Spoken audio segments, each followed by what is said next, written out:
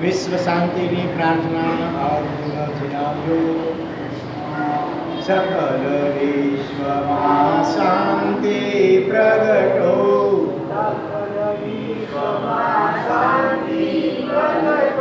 ખાઓ સહુ કોઈનું કલ્યાણ,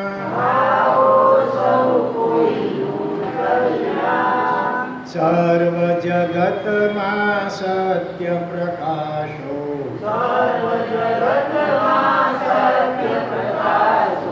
દિલમાં પ્રગટો શ્રી ભગવાન,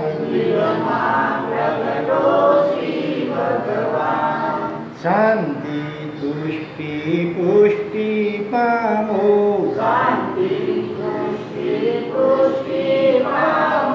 જીવો પામો મંગલમાં,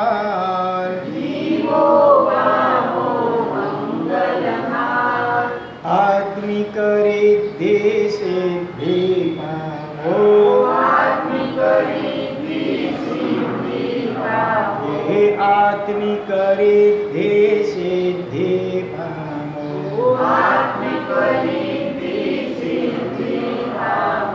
પામો સહુ કોઈ પદ નિર્વાણ,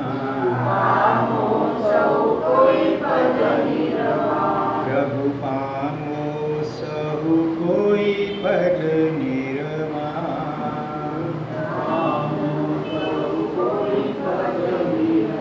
ગણે લોકના સર્વે જીવોનું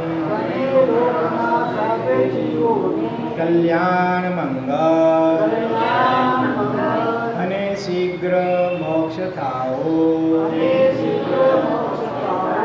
એવી મંગલ ભાવના પૂર્વક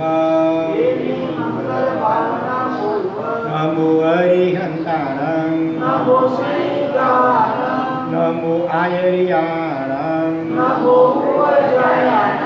નમો લોએ સબ સાહુણં, સબ પાવકણશો, પરમો ઈ મંગલં, નમો સિદ્ધાણં, નમો ઉવજાયાણં, એસો પંચ નમોકારો, મંગલાણં ચ સર્વેશિં, નમો અરિહંતાણં, નમો આયર્યાણં, નમો લોએ સબ સાહુણં, સબ પાવકણશણો, ધર્મં હોય મંગળ.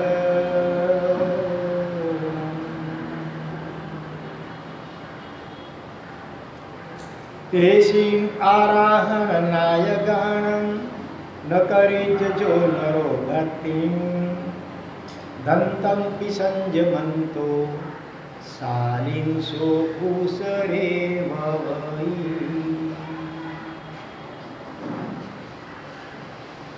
અનંત પુણ્ય રાશિ એકત્રિત થઈ ત્યારે 84 લાખ જીવાદવનીમાં ભટકતા આપણા આત્માને આ દેવ દુર્લભ મનુષ્ય અવતાર કે જે મુક્તિ પામવાનો એકમાત્ર દરવાજો છે એની સંપ્રાપ્તિ થઈ. આ મનુષ્ય ભાવને ખરેખર સાર્થક કરવો હોય તો એનો એક જ ઉપાય છે, અનાદિકાલીન પૂતગલ રમણતા એનાથી પાછા વળી અને પ્રભુમય આપણું જીવન બનવું જોઈએ. કારણ કે આપણું પોતાનું મૂળ સ્વરૂપ પ્રભુ જેવું જ છે. હરિહંત અને સિદ્ધ પરમાત્મા જેવું જ આપણું મૂળ અસલી સ્વરૂપ છે. એનો આંશિક પણ અનુભવ આ ભવમાં શક્ય છે અને એ જો કરી શકીએ તો જ આપણો આ મનુષ્ય જન્મ અને મળેલું જીત શાસન સફળ અને સાર્થક થાય. અને એ માટે પરમાત્માને આપણા હૃદય મંદિરમાં બિરાજમાન કરવા પડશે. માત્ર દેરાસરમાં પ્રતિષ્ઠિત ભગવાનને કરી દીધા અને એની દર્શન કે પૂજા કરી આવ્યા અને સંતોષ માની લીધો એટલા માત્રથી આપણું કામ સફળ થશે નહીં. એ તો એક બાહ્ય આલંબન જરૂર છે, પણ એના આલંબનથી આપણા અંતરમાં ભાવપૂર્વક પરમાત્માની પ્રતિષ્ઠા થવી જોઈએ. અર્થાત પરમાત્મા એવું આપણું સ્વરૂપ, એનું આંશિક પણ પ્રગટીકરણ અથવા એનો અનુભવ આપણને મેળવવા માટે ફરી ફરી દૃઢ સંકલ્પ કરવો પડશે. આપણા આ જીવનના લક્ષ્યને રોજ ફરી ફરી યાદ કરીને એકદમ ઘૂંટવો પડશે અને એ દિશામાં સમ્યક પુરુષાર્થ નિરંતર કરવો જોઈશે. અને એ માટે આપણે પ્રભુમય જીવનનો સ્વાધ્યાય કરી રહ્યા છીએ, જેમાં પરમાત્માને હૃદયમાં પ્રગટાવવા માટે 5 પ્રકારના સિંહાસનની મુખ્ય વાત એ કરી છે. જેમાંનું પહેલું સિંહાસન શું ચાલુ છે? સંવેદના. આપણા હૃદયને સમ્યક પ્રકારની આ વેદનાને ભાવનાઓથી ભાવિત બનાવવું પડશે. પ્રભુને આપણને પ્રભુ સાથે આત્મીયતાનો નાતો જોડવો પડશે. પ્રભુ મારા લાગવા જોઈશે. ડગલે પગલે પ્રભુનું નામ સ્મરણ અને પ્રભુની આજ્ઞાઓનું સ્મરણ એ કરતાં આપણે જીવન જીવવું જોઈશે. તો અહીંયા લખે છે કે ડ્રાઇવિંગ કરતી વખતે રસ્તામાં ઘણા શું આવે? માઇલસ્ટોન. અત્યારે કિલોમીટરના સ્ટોન પથ્થર આવે છે, પહેલાંના કાળમાં માઇલના પથ્થર આવતા, એટલે માઇલસ્ટોન શબ્દ પ્રસિદ્ધ થઈ ગયો છે. તો એ માઇલસ્ટોનના આધારે માર્ગમાં આપણે કેટલા આગળ વધ્યા, જ્યાં આપણે પહોંચવું છે એ દિશામાં કેટલા કિલોમીટર કે માઇલ આગળ વધ્યા, કઈ જગ્યાએ આપણે અત્યારે પહોંચ્યા છીએ, કેટલો માર્ગ હજી કાપવાનો બાકી છે, એની આપણને જાણ થાય છે. આપણને સંયમ જીવનની મુસાફરી શરૂ કરીએ ઘણો સમય થઈ ગયો. આપણે બધા અત્યારે સંયમી છીએ. ભલા ભગવાન શ્રીમંદર સ્વામીની સભામાં આપણે બિરાજમાન છીએ. જોકે ત્યાં મહાવીર ક્ષેત્રમાં સફેદ કપડાનો નિયમ નથી, એટલે કેટલાક સફેદમાં પણ છે ને કેટલાક રંગીનમાં પણ છો. પણ અત્યારે જો તમે બધા સાધુ ને સાધ્વી એ લક્ષ્યમાં રાખજો, એવો ભાવ હૃદયમાં રાખજો. અને અત્યારે ભગવાન શ્રી શ્રીમંદર સ્વામીના પ્રથમ જે ગણધર ભગવંત એ આપણનું આ સંયમ જીવન સાર્થક થાય એ માટે ખૂબ અદ્ભુત હિત શિક્ષા આપણને પ્રેરસી રહ્યા છે. એવા ભાવથી આપણે આનું શ્રવણ કરવાનું છે. જે મંજિલે આપણે પહોંચવું છે એ તરફ કેટલા આગળ વધ્યા? આપણી મંજિલ એટલે શું? બોલો. મંજિલ એટલે આમ સમજો મોક્ષ સિદ્ધશિલા, એની મંજિલ અહીંયા છે. આત્મા મોક્ષ પણ અહીંયા છે ખરો. ત્યાં તો વ્યવહારથી ક્ષેત્રથી ભલે ત્યાં છેલ્લે આત્માની સ્થિરતા થતી હોય, પણ ખરેખર તો મોક્ષનો અનુભવ પહેલાં અહીંયા ઘટિત થવો જોઈએ. અને આંશિક અનુભવ આ કાળમાં પણ શક્ય છે. તો આપણી આ ભવની મંજિલ છે આત્માનો આંશિક અનુભવ. તો એ મંજિલ તરફ આપણે કેટલા આગળ વધ્યા? દિશા આપણી સાચી તો છે ને કે આ ઉલટી દિશામાં, ઉદ્ગલની દિશામાં, બહિર્મુખ દિશામાં તો આપણે હજી દોટ નથી મૂકી રહ્યા ને. હજી કેટલું બાકી છે? કેટલા વિકલ્પો ઓછા થયા? 2 વિકલ્પો વચ્ચેનો ગાળો ગેપ કેટલો વધ્યો ભલા? મન કેટલું શાંત થયું? કસાયો કેટલા ઘટ્યા? અંદરની શાંતિની પ્રસન્નતાનો અનુભવ કેટલો થવા માંડ્યો? આ રીતે જાત તપાસ શું આપણે શાસ્ત્રોમાં દર્શાવેલ કેવી પરિણતિ? અનાસક્ત. આપણી આસક્તિ ઘટતી જવી જોઈએ, વિરક્તિ વૈરાગ્ય વધતું જોઈએ, ઉપશાંત ચિત્ત આપણું એકદમ શાંત પ્રશાંત ઉપશાંત થતું જોવું જોઈએ, સરળતા ઉત્તરોત્તર વધવી જોઈએ, વિનમ્રતા નમ્રતા વધવી જોઈએ, અને પવિત્રતા. આવી બધી પરિણતિરૂપ માઇલસ્ટોન દ્વારા આપણે કરી આવા ભાવો આવા પરિણામો આપણે વધતા હોય તો સમજવું કે આપણી મંજિલ તરફ આપણે આગળ વધી રહ્યા છીએ. ફરીથી અનાસક્તિનો ભાવ, વિરક્તિનો ભાવ, ઉપશાંતતા, સરળતા, વિનમ્રતા, પવિત્રતા, આવા પરિણામો જો ઉત્તરોત્તર આપણા જીવનમાં વિકસિત થતા હોય તો સમજવું કે આપણી મંજિલ તરફ આપણી પ્રગતિ થઈ રહી છે. જો એનાથી વિપરીત અનુભવ થતો હોય તો સમજવું કે આપણે હજી મંજિલથી ઘણા દૂર છીએ, આપણી દિશા જ કદાચ ખોટી છે. આપણી તકલીફ એ છે કે શાસ્ત્રો ભણીને આપણને નશો ચડી જાય છે. નશો બે પ્રકારમાં. અહીંયા અસમ્યક નશો, સમ્યક નશો ચડે તો સારી વાત છે, ખુમારી ગૌરવ આનંદ પ્રત્યે. એ નહીં, અહંકારનો નશો ચડી જાય છે કે મેં 500 ગ્રંથ ભણ્યા, મેં તો 15,000 ગાથા, એટલી બધી ગાથાઓ ગોખી નાખી, 15,000 ગાથાઓ ગોખી નાખી. આ કાળમાં 36,000 ગાથાઓ ગોખનારા મહાપુરુષો વિદ્યમાન છે. 21,000 ગાથાઓ તો આપણા એક સાધુજી ભગવાન રીંગકાર ગુણાસીજીએ ગોખી છે. ડ્રાઈવર સમજે છે કે માઇલસ્ટોનના પાટિયા વાંચીને આગળ વધવાનું છે, એને કાંઈ વળગવાનું નથી કિલોમીટરના પથ્થરને. એ જ રીતે શાસ્ત્રોક્ત માઇલસ્ટોન દ્વારા હું મોક્ષ માર્ગમાં ક્યાં છું, અત્યારે મારી ભૂમિકા કઈ, મારું લક્ષ્ય શું, સાચા રસ્તા ઉપર તો છું ને, આવું આંતર સંશોધન નિરંતર કરતા રહેવાનું છે. આપણે આવું આંતર સંશોધન કરવાનું ભૂલી તો નથી ગયા ને. ગણધર ભગવાન ફરમાવી રહ્યા છે સિમંદર સ્વામીના કે આપણે આવું આંતર સંશોધન કરવાનું ક્યાંય ચૂકી તો નથી ગયા ને. શાસ્ત્રોનો અભ્યાસ કરી પ્રભુનો આભાર માનવાને બદલે એનો ભાર ધારણ કરી, આભાર અને ભાર શબ્દ, પ્રભુનો આભાર કે આપે કેટલી કરુણા કરી અને મારા માટે આ મોક્ષ માર્ગ કે પ્રવૃત્તિઓ આવો બતાવ્યો, એ રીતે પ્રભુનો વારંવાર આભાર માનવો જોઈએ. દેરાસરમાં જઈએ શા માટે? ભગવાનને થેન્ક યુ વેરી મચ કહેવા માટે, હૃદયપૂર્વક ભગવાન આપનો ખૂબ ખૂબ આભાર કે મારા જેવા અનેક જીવોના વિતારવા માટે આપે આવા અદ્ભુત શાસનની સ્થાપના કરી છે. ભગવાન પાસે ભિખારી થઈને કંઈ માગવા માટે જવાનું નથી. ભગવાનને તો કહેવાનું છે કે ભગવાન મારી લાયકાત કરતાં આપે ઘણું બધું વધારે આપ્યું છે, મારામાં એટલી પાત્રતા પણ નથી, છતાં આપે ઉદારતા કરી, કરુણા કરી, મારા જેવા પામરને માટે આપે આવા શાસનની સ્થાપના કરી છે. ખરેખર આપનો ઉપકાર જેટલો માનો એટલો ઓછો છે. એ રીતે કૃતજ્ઞતા ભાવ વ્યક્ત કરવા માટે દેરાસરમાં દર્શન, વંદન, પૂજન વગેરે કરવા માટે જવું છે, નહીં કે કાંઈ ભૌતિક વસ્તુઓની ભીખ માંગવા માટે. મેં બીજા કરતાં વધારે શાસ્ત્રો જાણી લીધા છે એવો નશો એટલે અહંકાર કરી અને અધ્યાત્મ શૂન્ય દશા પેદા કરીએ તો એ આપણી કેવી 4 અક્ષરની એવી કરુણતા કહેવાશે. મંજિલને અને માર્ગને ભૂલી અને શને વળગી બેઠા? માઇલસ્ટોનને વળગી બેઠા. શાસ્ત્રો તો માઇલસ્ટોન હતા, એમાંથી સાર લઈ આપણી ભૂમિકા ક્યાં છે એને ઓળખી કરીને આગળ વધવાનું હતું.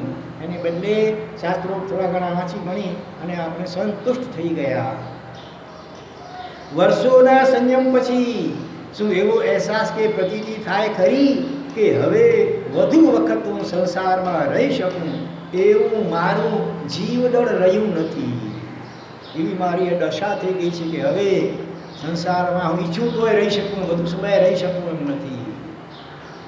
વિષય કશાય કે રાગ દ્વેષ હવે મને જકડી નહીં શકે એવી અનુભૂતિ, એવો અહેસાસ આપણને થઈ રહ્યો છે ખરો.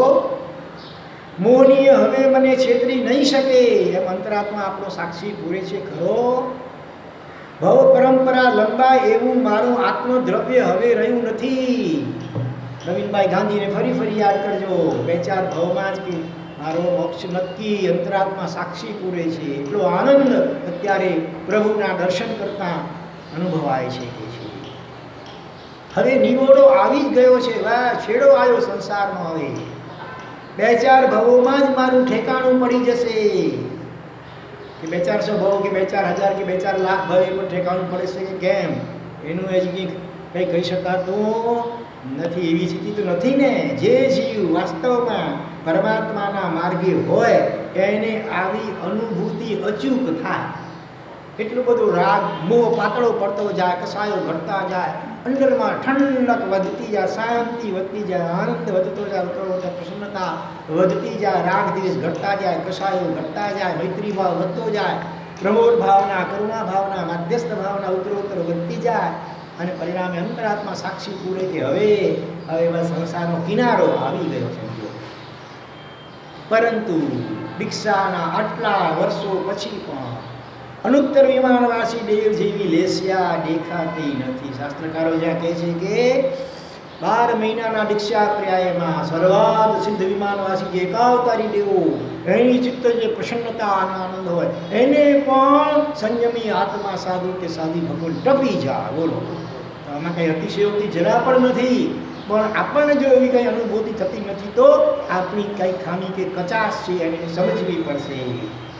એનો થોડું ઘણો, ચાલો ને એટલું બધું નહીં, કદાચ આ કાળમાં પહેલું સમજણ નથી એને કારણે એવું ઉત્કૃષ્ટ પરિણામથી કરી શકાતા, પણ છતાં જેટલું શક્ય છે એટલું પણ થોડો ઘણો અનુભવ પણ 12 મહિના તો 12 વર્ષમાં 22, 32, 42, 52 વર્ષમાં પણ જો એવો અનુભવ ન થતો હોય તો ખરેખર ગંભીરતાથી આત્મનિરીક્ષણ કરવાની જરૂર છે.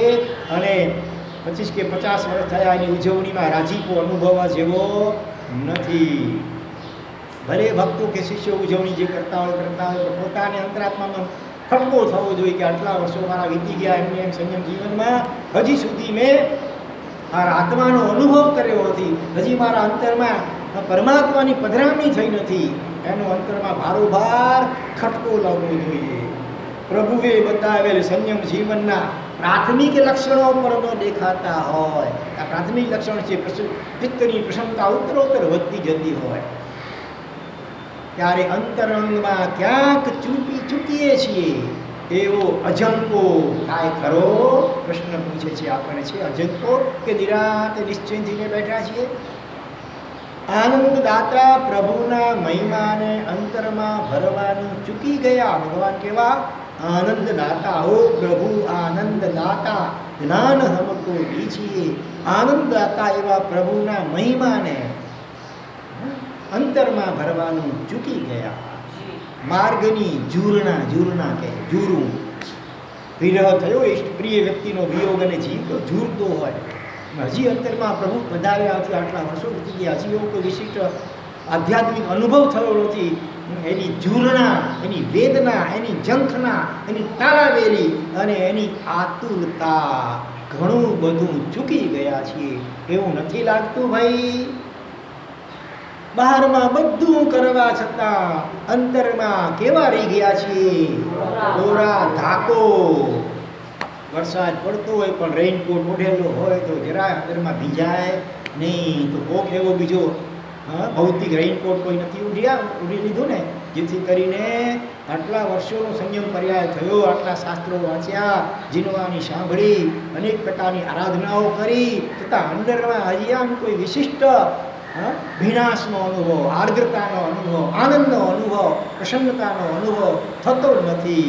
એવું શું મહેસૂસ નથી થતું કે આપણે પૂરા ઠાકોર રહી ગયા? મુમુક્ષુ તરીકે હતા, ઘરમાંથી દીક્ષાના અંતરાય પણ હતા, ત્યારે આપણે તપ ત્યાગ વગેરે કેટલા વધારે હતા. દીક્ષાની રજા મેળવવા માટે 6 વીઘીનો ત્યાં આ ભાગ્યશાળી મહિનામાં 9 આંબીલ રોજ દર મહિને કરે છે, 9 આંબીલ સળંગ.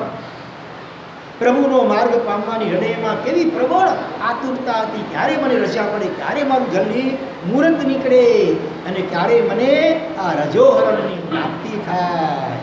કેવી ઉત્કટ અને ઉત્કૃષ્ટ ભાવના હતી. આ બધા ભાવો સંયમ મળ્યા પછી, આટલા વર્ષ પછી ટક્યા ખરા? વધવા જોઈતા હતા એને બધી ટક્યા પણ ખરા? કે આ મળી ગયું એટલે બસ આ તો સ્કૂલમાં દાખલ થયા, આ મળ્યું એટલે આવીને સ્કૂલમાં એન્ટ્રી મળી. હજી એક પછી એક ધોરણ પસાર કરતાં કરતાં ગ્રેજ્યુએટ ને ડબલ ગ્રેજ્યુએટ થવાનું તો હજી બાકી છે ભાઈ. એને બધી સ્કૂલમાં એન્ટ્રી મળી ગયેલા, આપણે સંતોષ પામી ગયા, કરી ગયા. કે પછી નિર્મળ ભાવોનો ધોધ સમી ગયો કે ઓસરી ગયો, ખોટ આવી ગઈ ભરતીને બદલે. વ્યવહારથી તો 100% સાચો માર્ગ પામી ગયા, આ માર્ગ મળ્યો છે, વ્યવહારથી તો સાચો માર્ગ છે, પરંતુ આચરણા કરતાં અંતરમાં જે કરવાનું હતું તે ચૂકી ગયા. આ તો એક સાધન હતું, એના દ્વારા જે સાધવાનું હતું, અંદરમાં ઠરવાનું હતું, અંદરમાં નિર્વિકલ્પ આનંદનો અનુભવ કરવાનો હતો, એ તો ચૂકી ગયા. અંદરમાં પ્રભુને પધરાવવા માટે કયું સિંહાસન? સંવેદનાનું સિંહાસન તૈયાર કરવાનું ચૂકી ગયા. પછી ભગવાન ક્યાંથી પધારે? પછી પ્રભુ આવે ક્યાંથી? સંવેદના એટલે પરમાત્મા પ્રત્યે ભક્તિ ભાવથી, એટલે ભીનું ભીનું અને ડગલે પગલે પ્રભુનું સ્મરણ ચાલ્યા જ કરે સહજપણે. એવી જે સંવેદના, એનું સિંહાસન ચાલ્યા કરવાનું ચૂકી ગયા. બાહ્ય સાધના કરતા કરતા અંદરમાં સંવેદનશીલ ભાવોની રંગોળી પૂરતા રહીએ. અંદરમાં રંગોળી, ભાવોની રંગોળી પૂરવાની છે. રોજ દિવાળી આવે, બેસતો વર્ષ આવે કે પર્યુષણ આવે ત્યારે જ, કે ચોમાસાનો પ્રવેશ હોય ત્યારે જ માત્ર નહીં, રોજ અંદરમાં ભાવોની રંગોળી પૂરવાની છે. આનંદ ધામ પ્રભુ, ભગવાન કેવા છે? આનંદના નિવાસ ધામ. હું જે કાંઈ કરું છું તે આપનો વાસ્તવિક માર્ગ મેળવવા કરું છું. વાસ્તવિક માર્ગ, આ વ્યવહાર માર્ગ છે, ઉપયોગી છે જરૂર, પણ એના દ્વારા વાસ્તવિક માર્ગ તો અંદરમાં છે, આત્મામાં. ધર્મસ્ય તત્વમ નિહિતમ ગુહાયા, એમ કેવું છે. ધર્મનું ખરેખરું તત્વ કે રહસ્ય તો ગુહા એટલે ગુફા, હૃદયની અંતઃકરણની, અંતર આત્માની ગુફામાં રહેલું છે.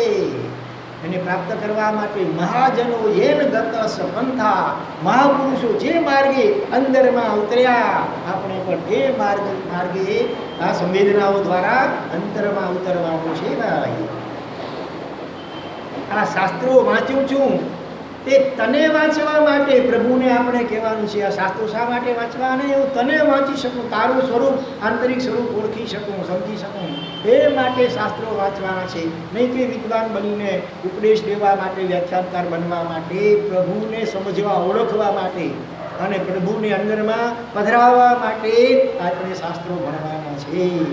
આપનું વિરાટ સ્વરૂપ આ વામન પાસે પ્રભુ ક્યારેક તો પ્રગટ કરો. ભગવાને રડી રડીને કહીએ, ભગવાનનું સ્વરૂપ કેવું છે? વિરાટ છે, કેવલ જ્ઞાન સ્વરૂપ, લોકાલોક પ્રકાશ કર વિરાટ સ્વરૂપ છે. આપણે તો વામન છીએ અત્યારે એની અપેક્ષાએ, પણ કૃપા કરો આપ તો આપનું વામન વિરાટ સ્વરૂપનું અંદરમાં દર્શન તો કરાવો. ખબર છે કોઈકને પોતાના વિરાટ સ્વરૂપનું દર્શન કરાવ્યું હતું? ખ્યાલ છે? કોઈએ સાંભળ્યું છે?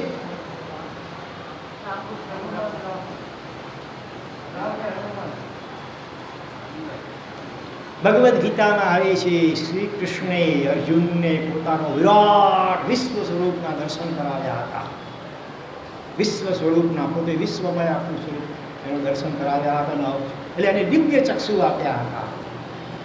અહીંયા દિવ્ય ચક્ષુ, આંતર ચક્ષુ, એનાથી વિરાટ સ્વરૂપનું ઓળખાણ. એટલે બાહ્ય આમ દેખાય મોટી કંઈક અજબ ગજબનું, એમ નહીં, અંદરમાં આત્માનો અનુભવ થાય. આત્મા પણ એવો વિરાટ છે, કેવલ જ્ઞાન. અત્યારે ભલે શરીરમાં પુરાયેલો છે, પણ એની શક્તિ કેટલી છે? કેવલ જ્ઞાનની. લોક તળે કાળને એકી સાથે જોઈ જાણી શકે એવું જે વિરાટ આત્મ સ્વરૂપ, એની કાંઈક ઝાંખી તો ભગવાન મને કરાવો. આ ભાવમાં કેટલી મહેનત સાધનાની કરું છું, તપ કરું છું, ત્યાગ કરું છું, સ્વાધ્યાય કરું છું, ઉભા ઔષધ કરું છું, ખમાસણ આપું છું, યાત્રાઓ કરું છું, રોજ તારી પૂજા વગેરે કરું છું. હવે તો કરુણા કરો, હવે તો આપનું તાત્વિક સ્વરૂપ પ્રગટ કરો. કેવું સ્વરૂપ? તાત્વિક સ્વરૂપ. સ્વપ્નમાં ભગવાન દેખાય એટલે આપણે તાત્વિક દર્શન થઈ ગયા નહીં માનવાનું. અરે મહાવીરે એમાં સમોસમાં સાક્ષાત ભગવાનનું દર્શન થાય તો પણ તાત્વિક દર્શન નથી, એ તો દેહનું દર્શન છે. ભગવાન તો આત્મા છે, દેહની અંદર બિરાજમાન છે. એમનું તાત્વિક દર્શન એટલે ભગવાન જેવું આપણું જે આત્મ સ્વરૂપ છે એની ઝલક મળવી, એની ઝાંખી મળવી, એ ભગવાનનું તાત્વિક દર્શન થયું કહેવાય.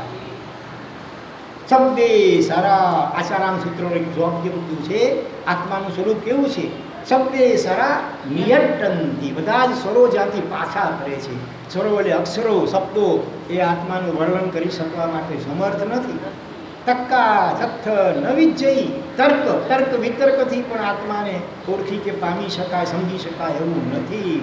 મયી જથ્થ નગાહિયા, મયી એટલે મતિ બુદ્ધિ, બુદ્ધિનું પણ ત્યાં કામ નથી. બુદ્ધિ પણ એકદમ સ્ટોપ થઈ જાય, બુદ્ધિના વિકલ્પો બધા સમી જાય, પછી તો એ આત્માનો અનુભવ થતો હોય છે. આવું આત્માનું પરમ અલૌકિક સ્વરૂપ છે એવું સિદ્ધાંતમાં આપે ગૂંથ્યું છે. અને અમારી દુનિયા તો શબ્દ, બુદ્ધિ અને તર્કની દુનિયા, એનાથી અલગ કંઈ હોઈ શકે એવું આપણે સ્વપ્ને પણ કલ્પી શકતા નથી. અહીં તો એની જ બોલબાલા જગતમાં બુદ્ધિની ને તર્કની બોલબાલા છે. જ્યારે આપ કેવા છો?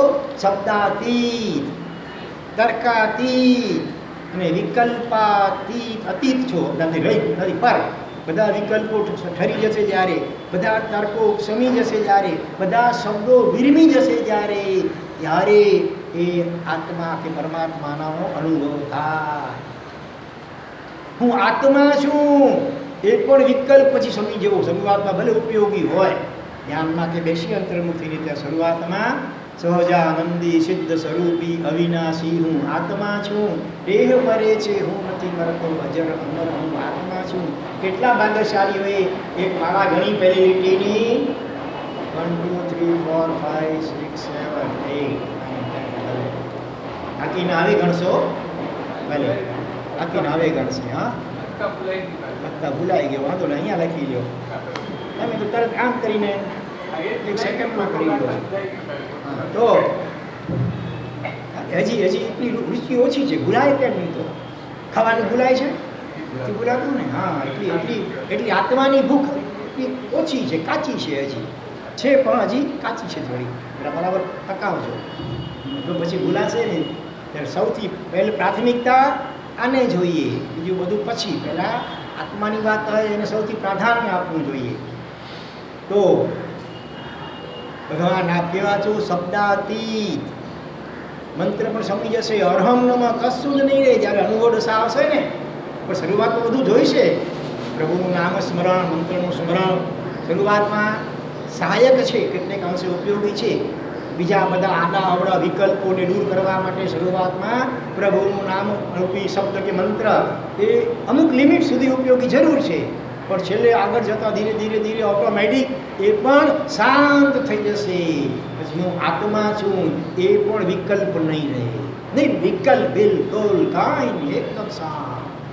રોજ આવી થોડીક વાર બેસવાનો અભ્યાસ કરવો. થોડુંક વાર નામ સ્મરણ કરો, મંત્ર સ્મરણ કરો, ઓમ રીમ હરમ નમ, તમારે જે નવકાર વગેરે જે પણ.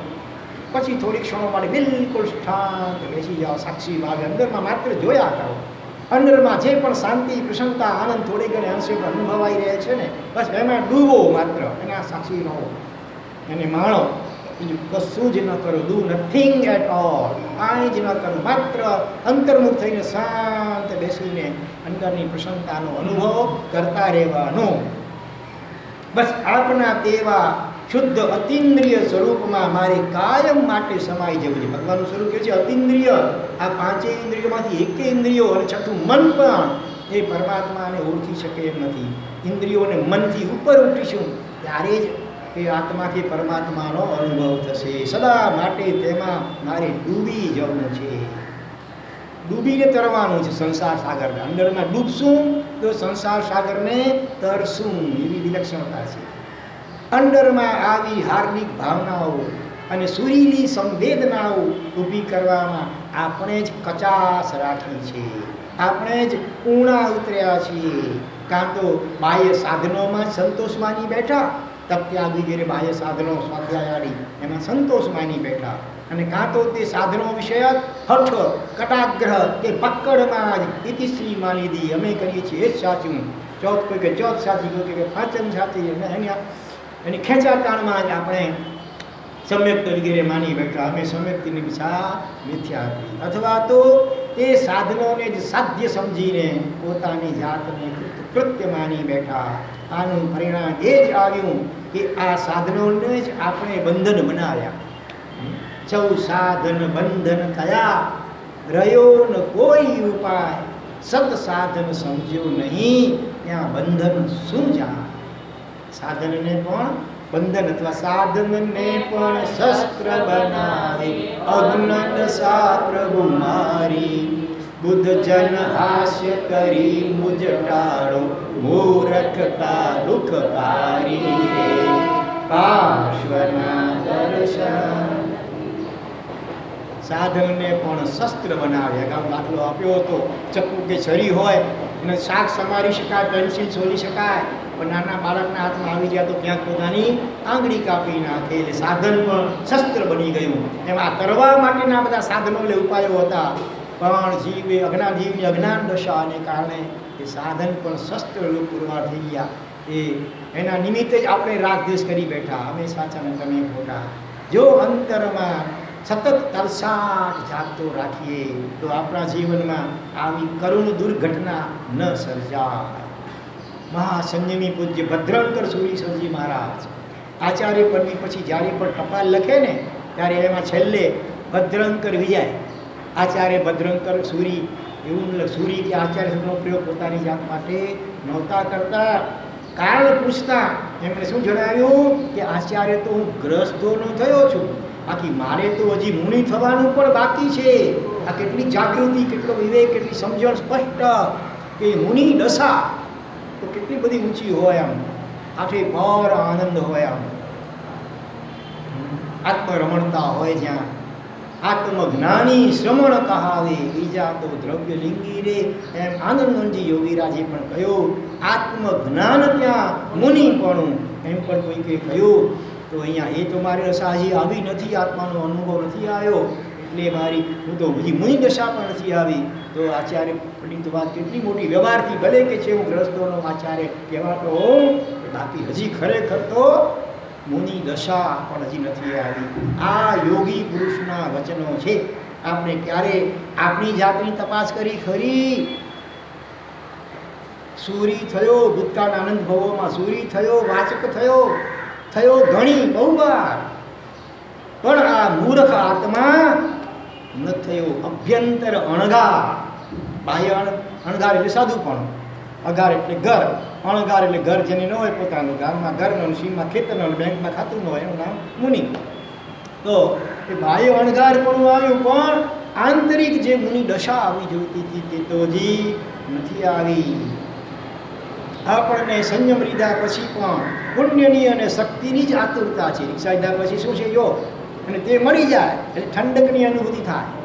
પુણ્યથી પુણ્ય અને શક્તિ મળી જાય કાંઈક, જેમ કે પાઠ મળી જાય, વ્યાખ્યાનકાર બની ગયા, પદવી મળી ગઈ, પ્રતિષ્ઠા દુનિયામાં વાવા થઈ ગઈ, પરિવાર શિષ્ય પ્રશિષ્યારીનો વધી ગયો, પ્રસિદ્ધિ મળી બહાર. આ બધાની આપણને હૂંફ રહે છે, આ પુણ્ય અને શક્તિ. પણ હજુ સુધી પ્રભુના અભ્યંતર સ્પર્શની, બાહ્ય સ્પર્શ કર્યો ભલે ભગવાનના ખોળામાં માથું નાખી બેઠું દેખાય, પણ આભ્યંતર સ્પર્શની, પ્રભુના તાત્વિક માર્ગની આતુરતા પણ અંતરમાં ઊભી નથી થઈ છે. સ્પર્શ થવો તો દૂરની વાત, પણ એને માટે તાલાગીરી જાગવી જોઈએ. આટલું સાંભળ્યા પછી પણ હજી કેટલી તાલાગીરી થતી હશે ભગવાન જાણે. અને ખટકો થવો જોઈએ, રડવું આવવું જોઈએ. આમ ક્યારે એનો રંજ માત્ર કેટલો, હજી આતુરતા થઈ નથી, એનો પણ રંજ માત્ર કેટલો. અંતરમાં હજુ પ્રભુ પધાર્યા નથી, એની ખાલી જગ્યા કેટલી? 3 અક્ષરનો શબ્દ. અંતરમાં હજુ પ્રભુ પધાર્યા નથી, એની 3 અક્ષરનો શબ્દ ખટક. ખટક કેટલી? અમુક આપણો ટાર્ગેટ હોય ધંધોમાં, આટલા લાખ રૂપિયા હજી નથી મળ્યા, એની ખટક હોય કે ન હોય? ઉઘરાણી પણ ન થતી હોય અમુક કામ, તો એની ખટક હોય ને, હજી ક્યારે મળશે, એ બધાની ખટક હોય. લગ્ન કરે 5-10 વર્ષ વીતી ગયા, સંતાન નથી થયું, એની કેવી ખટક હોય, ક્યારે સંતાન થશે, એની કેવી ખટકો હોય. સતત રાતના ઊંઘ ના આવે, ખાવાનું ભાવે નહીં. એમ હજુ સુધી પંતરમાં પ્રભુ પધાર્યા નથી, અને પ્રભુ નથી પધાર્યા એની પણ કોઈ એવી આતુરતા ઝંખના પણ પેદા થઈ નથી, અને એની પણ ખટક કેટલી કે છે. પ્રસંગોપાત ભીતરમાં પ્રગટી જતા શુભ વિચારો, ક્યારેક સારા વિચાર આવી જાય અને આપણે રાજી થઈ જઈએ કે પ્રભુ ભીતરમાં આવી ગયા છે. એવી ભ્રમણામાં તો આપણે વાપરાયા નથી ને ભાઈ. ક્યારેક કોઈનું સ્તવન સાંભળતા કે સ્તવન બોલતા કે કોઈ ભક્તિનો હર્ષ ડઢિયા આવે ને એ સંગીતના તાલ સાથે નવકાનું સાથે ઓમ રીમ ઓમ નમો હરિહંતાણ ઓમ રીમ ઓમ ચિત્તાણ, અને આપણે ઝૂમીએ, મજા આવી ગઈ. સારી વાત છે ભલે, પણ છતાં એટલે કે જાણે કે આપણને પ્રભુ ભીતરમાં આવી ગયા એવી ભ્રમણામાં અટવાયા તો નથી ને ભાઈ. નિર્વિકલ્પ દશા આવી જોઈશે, નિર્વિકલ્પ દશા દ્વારા આનંદ આવવો મળશે. તો એ સાચો.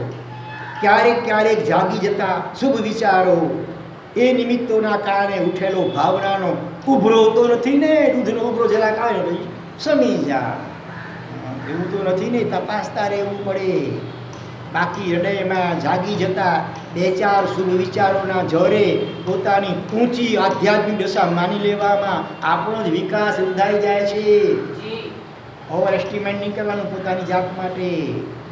હા, થોડા ઘણા સારા ભાવો ક્યારેક કુછ આવી ગયા એટલે જાણે બહુ કંઈક પામી ગયા એવું નહીં માની લેવાનું. આપણી નબળાઈનું ભાન આપણને સબળ બનવાનો ઉત્સાહ પૂરો પાડે. હજી મારામાં નબળાઈ, હજી મારી કચા છે, હજી વધારે પુરુષાર્થ કરું. આપણી નબળાઈનું ભાન આપણને સબળ બનવાનો ઉત્સાહ પૂરો પાડે છે. વાસ્તવિક સાધક આત્માનો વિકાસ માર્ગ, વાસ્તવિક સાધક આત્માનો વિકાસ માર્ગ આ રીતે અંકાયેલો હોય છે. કઈ રીતે? કે હૃદયમાં પ્રભુ પ્રેમ ઠાંસીને ભરેલો હોવાથી હૃદયમાં ઉઠતા શુભ વિચારોને પણ તે પ્રભુનો જ અનુગ્રહ સમજે છે. ક્યારે કંઈ સારો ભાવ આવી ગયો ને તો એ પણ પ્રભુનો અનુગ્રહ છે. બાકી આપણો જીવ તો એટલો ભારે ગરમી છે કે શુભ ભાવ પણ ક્યાંથી આવે? અનાદિકાળથી અશુભ ભાવમાં સતત રાસ્તો રહ્યો છે. પ્રભુના અનુગ્રહને માણી વધુ ને વધુ એ પ્રભુ પ્રેમથી પરિપ્લાવિત થાય છે. ઓહો પ્રભુ, આપની કૃપા, મારા જેવા પામર જીવને આવો સારો ભાવ આવ્યો, ચોક્કસ એ આપની જ કૃપા અને કરુણા છે. નહીં તો મારું શું ગજવું કે મારામાં કંઈ સારો ભાવ આવી શકે. એનું હૈયું પ્રભુ પ્રત્યે વધુ ને વધુ ઝૂકે. જેમ સારો ભાવ આવે ભગવાનનો આભાર માની, ભગવાનની કૃપા, મારું તાકાત નથી આ, એટલે વધુ ને વધુ પ્રભુ પ્રત્યે હૈયું ઝૂકે. પોતાના અંતરમાં જાગતા શુભ વિચારોના કર્તૃત્વનો ભાર તેને બિલકુલ વર્તાતો નથી કે મેં શુભ ભાવ કર્યો, મને સારો ભાવ આવ્યો, પ્રભુ કૃપા છે એ પણ, એટલે એને ભાર ન લાગે. ઉપમિતિ ભવ પ્રપંચા કથામાં આવતું સિદ્ધર્ષિ ગણીનું આ વચન એના હૃદયમાં સતત મોજૂદ હોય છે. કયું વચન? એકોપી શુભ વિચારો ભગવત અનુગ્રહાત એવ જાયતે. આપણને એક પણ શુભ વિચાર, દાનનો, શીલનો, તપનો, કોઈ અહિંસાનો, કરુણા પ્રેમ, કોઈ પણ સારો વિચાર આવે છે, કોઈની સેવા કરવાનો, ભક્તિ કરવાનો, એ બધું ભગવાનના અનુગ્રહથી જ થાય છે. હા, તો પછી પ્રભુનો માર્ગ કે પ્રભુનો પ્યારો સ્પર્શ પામવાનો વિચાર પણ પ્રભુની કૃપા વરસશે ત્યારે જ શક્ય છે. અને વળી પાછું ત્યાં એ પણ કહ્યું છે કે નિરૂપચરિત વચનમ એતત. આ વચન ઔપચારિક નથી, વાસ્તવિક છે. જે એક પણ સારો ભાવ આવે છે ને ભગવાનના અનુગ્રહ થકી જ આવે છે. આ કહે છે આ વાત ઉચ્ચારથી કહેવામાં આવી, કલ્પેલી નથી પણ વાસ્તવિક હકીકત છે. શાસ્ત્રોના આ શબ્દો ખૂબ મહત્વના છે. આપણી જાતને, આપણી ભૂમિકાને ઊંચકવા અને પ્રભુ સુધી પહોંચવા આપણી બુદ્ધિ ઉપર મુસ્તાક બનવાને બદલે હૃદયની સંવેદનાઓને ઘૂંટીએ, ઝૂરીએ, તલસીએ. હે પ્રભુ, આપનું અસલી સ્વરૂપ હું ક્યારે પામીશ? આપના વાસ્તવિક દર્શન મને ક્યારે થશે?